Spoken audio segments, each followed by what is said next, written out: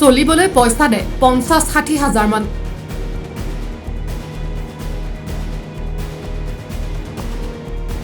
মই ইয়াত সেটেল হোৱাৰ পিছত তোক লৈ আহিম।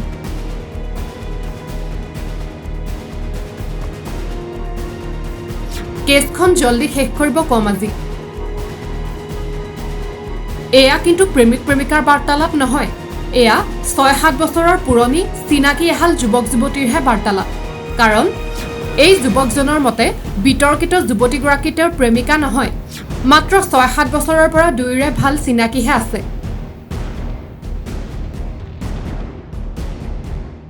যুৱতীগৰাকী মানে মোৰ লগত 6-7 বছৰ পুৰণা চিনাকি।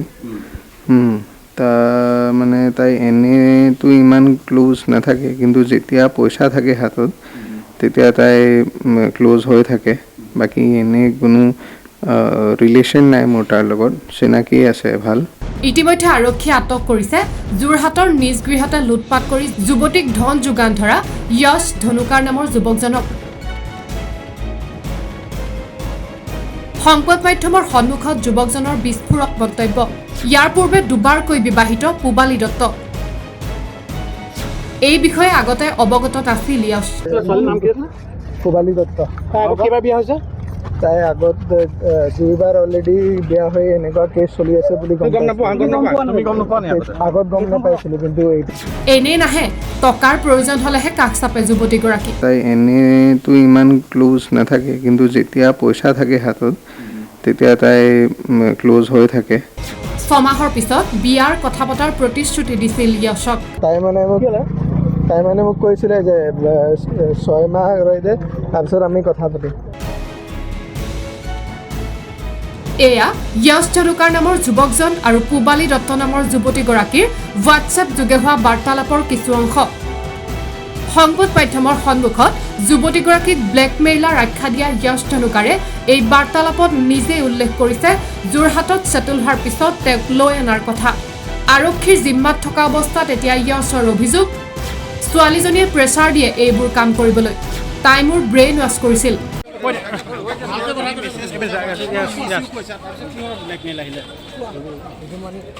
এতিয়া পৰা নহয়, আগৰ পৰাই কানেক্টেড আছে, কিন্তু তাৰ স্বভাৱ আছে যেতিয়া পইচা নাথাকে তেতিয়া তাই প্ৰেছাৰাইজ কৰে পইচা দিবলৈ।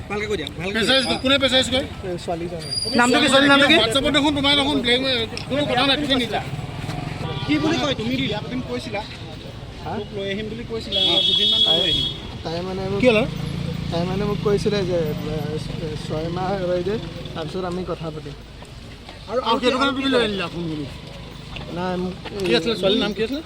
পূবালী দত্ত। তাই আগত কেইবাৰ বিয়া হৈছে? তাই আগত 2বাৰ অলৰেডি বিয়া হৈ এনেকুৱা কেছ চলি আছে বুলি আগত গম নাপাইছিলো, কিন্তু তুমিও নিজে কিছুমান নাৰী সংক্ৰান্তীয় কেলেংকাৰীত জড়িত হৈ আছা, কেইবাবাৰো তুমি সেইটো কেলেংকাৰীত জড়িত হৈ আছা। য়শ, কথাখিনি ভালকৈ কৰি যোৱা,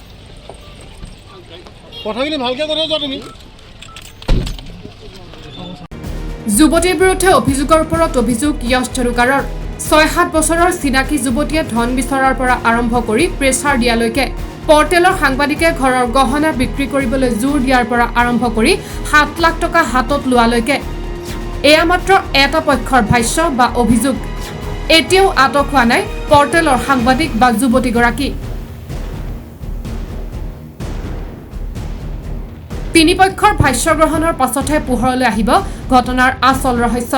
কিন্তু প্ৰায় প্ৰতিদিনেই বাতৰিৰ শিৰোনাম হ'বলৈ ধৰা যোৰহাটৰ এই কাণ্ডই হতভম্ব কৰি তুলিছে ৰাজ্যবাসীক।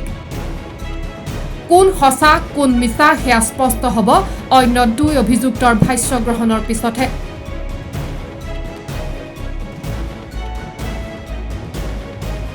News desk AssamdotCom।